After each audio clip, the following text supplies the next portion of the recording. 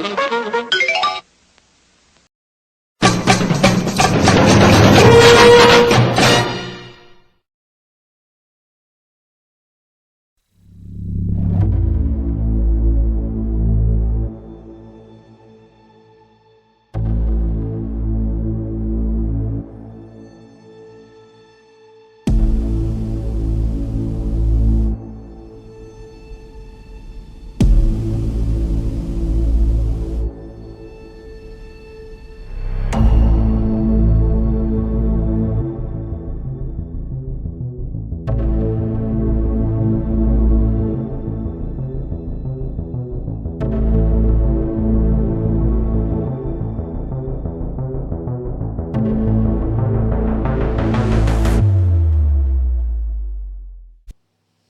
everybody, TC Kirkham, TKR Video Central, and the Kirkham Report.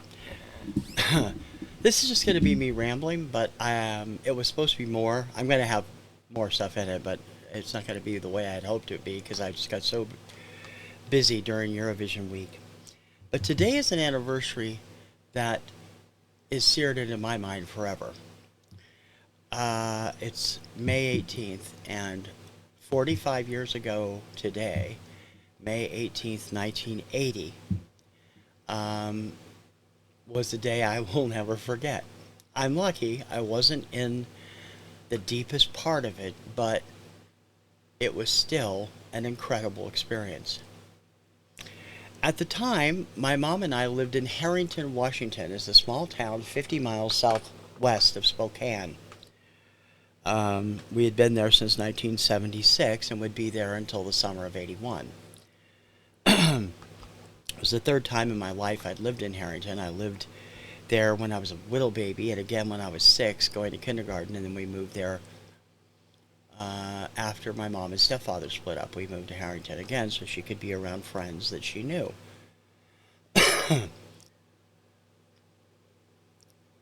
We lived in a little house. Hopefully I'll have a picture of it in Harrington. It was a pretty big house for 2 people. We had 4 bedrooms, 2 upstairs, 2 downstairs. It was smaller bedrooms downstairs and larger ones upstairs. But May 18th started off as, any normal day would have in Harrington. We were up in the morning, getting ready for church. We went to the United Methodist Church every Sunday. My mom and I were both very active in the church. And I was upstairs, and I had KJRB 790 AM radio, the local big top 40 station, where I had it on so Casey Kasem would start at 9 o'clock and I could catch the beginning of American Top 40 before we left for church. About 8:32 in the morning, the whole house shook, and we heard an enormous sonic boom. Mom was in the bathroom downstairs. I came to the stairs went upstairs because the bedrooms upstairs were the front one, and then there was one attached to the other one. And so my main bedroom was actually downstairs. My front room was my office and study area, and my back room was my music room, where I had all my records and stuff like that. And that's where I was. I came to the stairs. I said, "Mom, did you hear that?" She said, "Yeah, I don't know what that was. I haven't heard a sonic boom in ages." Because they had stopped happening. We lived near Fairchild Air Force Base when I was a small child. It's just outside Spokane, and we lived in various areas around Spokane, so we'd occasionally hear them. But nothing like this one. It was loud, and it was big enough to literally shake the house. The house vibrated for about 15 seconds. I went back into the music room, and 2 minutes later, the DJ on duty cut in. We have a report that Mount St Helens has exploded. So, Mount St Helens, which had been active since March of that year, had finally erupted, apparently. And they were like, there's no danger to the Spokane area, as far as we know, and they gave a report on what they knew about it at the time. Of course, nobody had seen the footage yet, or the pictures. So I went to the stairs. I went downstairs. I said, that was St. Helens. It blew up this morning. It erupted this morning. And she's like, oh my goodness. I'm glad we don't live over there. Yeah, so was I.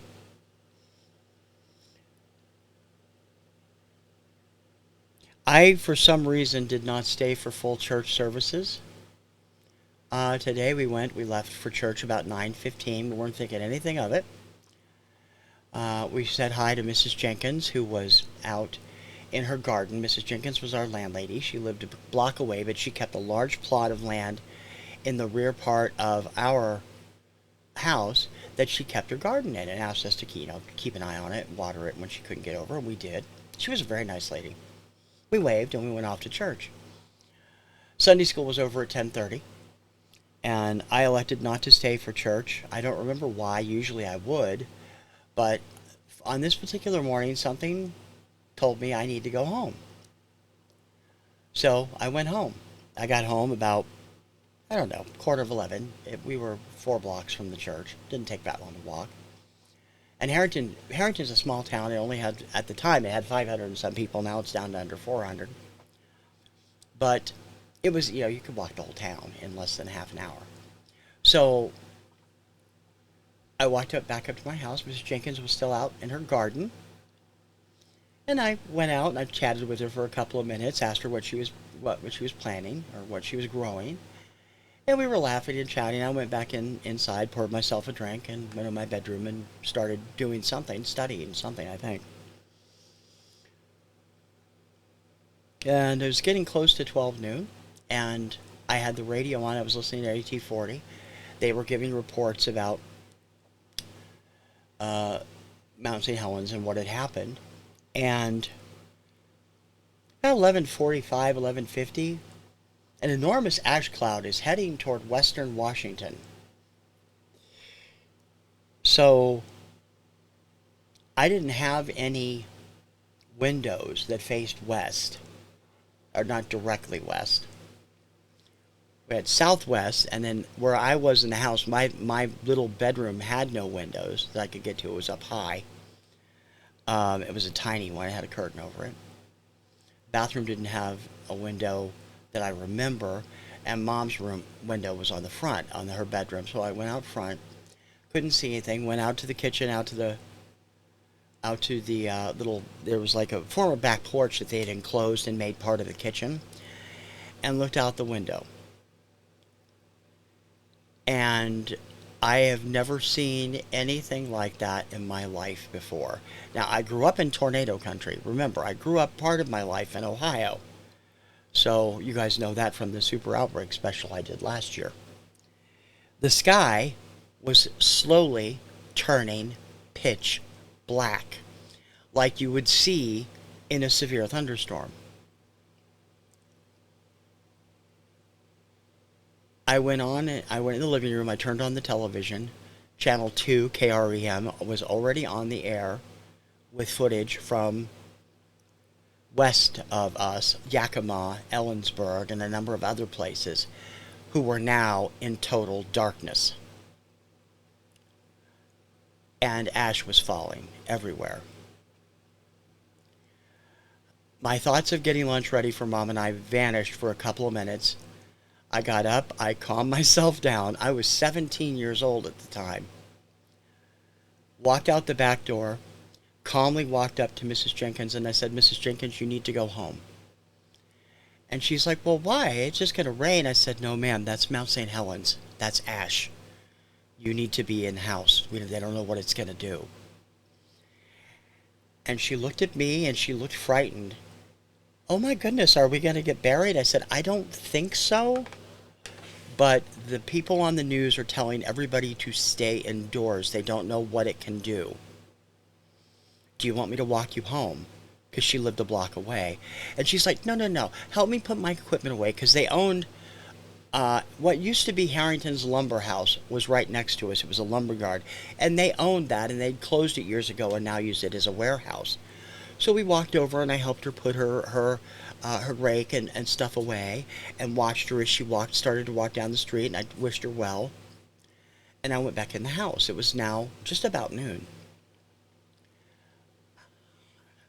I opened a can of tuna fish, I think it was. Might have been chicken, and made some tuna salad or chicken salad for lunch for when Mom got home from church. The blackness is continuing to grow in the sky to the southwest of us. Um, I was worried about Mom, but of course there were no cell phones at the time, and it was Harrington. I knew she'd be fine. She comes walking in the door at about 20 after 12. She decided not to stay for coffee. They usually have coffee after services. And she's like, "We're going to get a hell of a thunderstorm." I said, "No, Mom, that's not what you think it is." And she looked at me and she said, "What do you mean?" I said, "That's ash from Mount St Helens." And she followed me into the living room and we sat down on the couch and were glued to the news for the next couple of hours. I don't remember when exactly after Mom got home but by 1:30 in the afternoon, it had completely overtaken Harrington to the point where the streetlights were on and it was pitch black. And a fine white ash had just started to fall. It would continue to fall for the next 12 hours, getting darker and darker and darker. And of course, it got dark after 7 o'clock at night, so it was dark and the ash was still falling. My mom and I sat. I grabbed the bowl and we sat on the couch and made our sandwiches. And we were watching the news. We were flipping back and forth between all three channels. All three channels were showing news for a while. Channel 2 was our CBS affiliate, Channel 4 our ABC affiliate, and Channel 6 our NBC affiliate. Harrington didn't have cable in 1979. That's all we had, plus PBS. And I don't think they were on the air, actually. We would flip back and forth between Channel 6 News, which is what my mom preferred, and Channel 2, who was the first to cover it. Channel 4's news never really interested us. And we would watch, and we'd just spend the rest of the afternoon watching TV, wondering what was happening. They would continue to report all of these horror stories coming out of the areas right adjacent to St. Helens, which had been devastated by the explosion, where the trees had all fallen, where they'd had a massive flood. Spirit Lake was gone. Assumably Harry Truman had been killed in the blast. He was still on the mountain, living there. The tough old man that became the symbol of Mount St. Helens, at least out west. I don't know if it was all over the country or not. They made a movie about him called St. Helens with Art Carney that was absolutely terrible. And that's talking as a disaster movie fan. We watched the Olympic trials, which were kind of ridiculous because at that point Carter had already said we were boycotting the Moscow Olympics. So I think he had, at least. I know I remember them saying, it seems a pity that they're doing all this and they're not even going to Moscow. And that was over their invasion of Afghanistan, I believe. Of course, Russia boycotted our Olympics in Los Angeles in 1984. It allowed us to win a lot more medals than we would have. But it didn't seem like there would be anything terrible. We could see the ash was accumulating similar to snow outside. Only this wasn't going to melt. We received a call. Mom received a call. Mom was the head cook at Harrington School. And being the small town it was, Harrington, grades K through 12, were all in the same school building. One half of the school building on the left half, the north half, was the grade school. The gymnasium and multipurpose room and the swimming pool separated it from the junior high and high school, which was on the south end. Mom received a call from probably Mr. Amstadt, the superintendent, but it may have been Mr. Evovold, the vice principal. Don't bother to come to work. We're shutting down for the week. Now, we had just had spring vacation like 3 weeks earlier. And we're shutting down until we know what's going on. There won't be any school, at least tomorrow, and probably going to be shut down for the week. They didn't know what it was going to do to motors, and most of the kids, 75 to 80% of the kids lived in the farm country around Harrington. Just the town kids made up barely 10% of the school. So we were cool with that. I was happy with that. I hated school. Um, in the evening, I went upstairs. I listened to the coverage from KSL Salt Lake. I could pick it up really well at the end in the evening, and it was an all news channel, and they were covering Mount St Helens as much as the national news was too. And we were watching the stuff. It was a pretty frightening experience. Harrington was, as the crow flies, around 270 miles northeast of St. Helens, and we were directly in the path of the ash cone. We got 6 inches of ash in Harrington. Ritzville, south of us, got 9 inches. It was a mess in Ritzville for several days. Harrington seemed to not have that much problem cleaning it up off the streets. By Wednesday, I'd say, most of it was gone off the streets. School was canceled for the whole week. And, which is good, because some of the teachers did not live in the area. Mr. Burns, who was on the road coming back, Mr. Burns went home every weekend. He had an apartment in Harrington, but he lived in Port Angeles, which was over off near Seattle. And he would go home every weekend for to his wife. And he would drive. He didn't fly. He was driving on the road, and I believe he got stuck somewhere in the middle of the state, probably Ellensburg or somewhere around there. He was stuck there for 2 days. Um, uh, but all the the way it was going, it looked like things would be back to normal. Well, they were worried about all the ash suffocating the various farms, that it would kill all the wheat. And for a month or so, it looked like it was going to.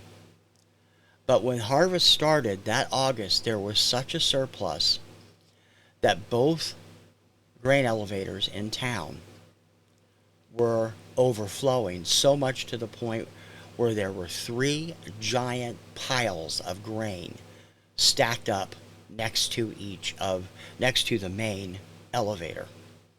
It was incredible. The harvest was huge that year. My mom worked out at Moeller every summer. She would be working the weighing the trucks in when they would deliver to the Moeller elevator, which was 8 miles south of Harrington.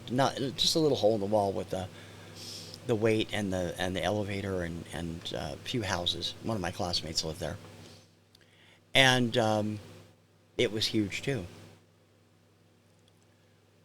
By Monday morning, the ash cloud had lifted, the sun was out, the ash was everywhere, and like they were cleaning it up, and as I said, it got cleaned up by Wednesday. They were testing it. It didn't seem to be damaging.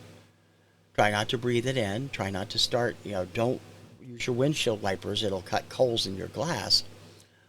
We didn't have a car anyway at that point, I don't think we did. I think that was after our car broke down.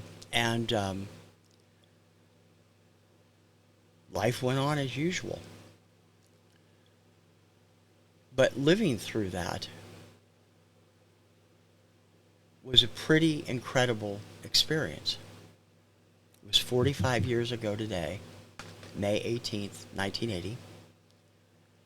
And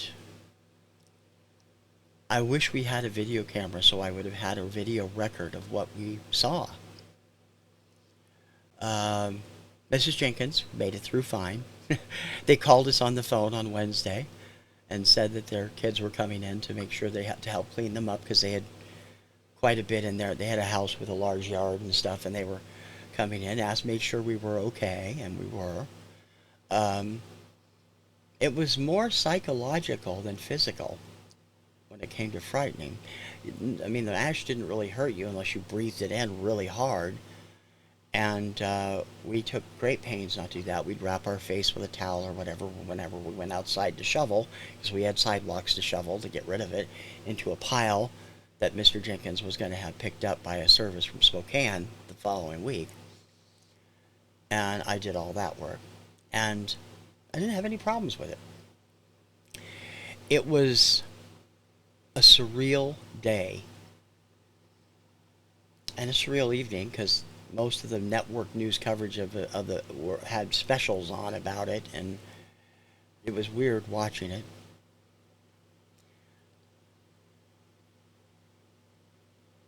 As I did last year, I wanted to run down the top songs and show you the sights and sounds of what happened, and I might get a few of those in here.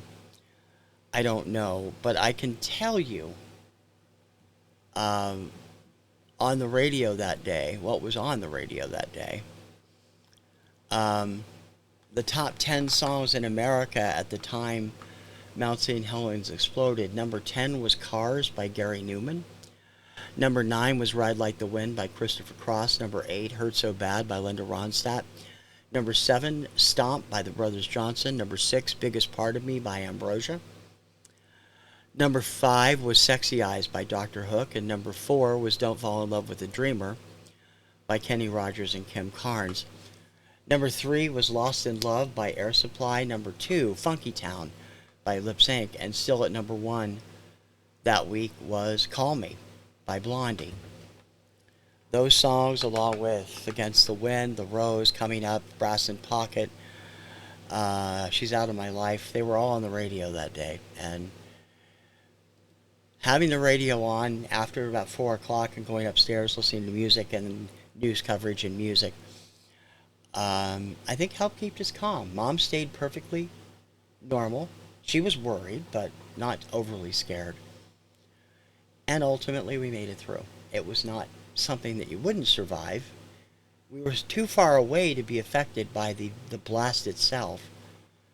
But believe me, it is eerie sitting in your living room, looking out your living room window at 2:30 in the afternoon, and it is as pitch black as midnight. People in Alaska go through that all the time. I don't know if I could. One day was enough for me.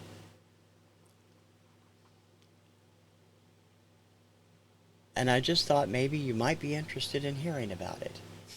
And I wanted to get it out of my system because I've never talked about it in a general way like that before. I'd love to know if you've experienced something similar. So please leave a comment and subscribe if you haven't done so already.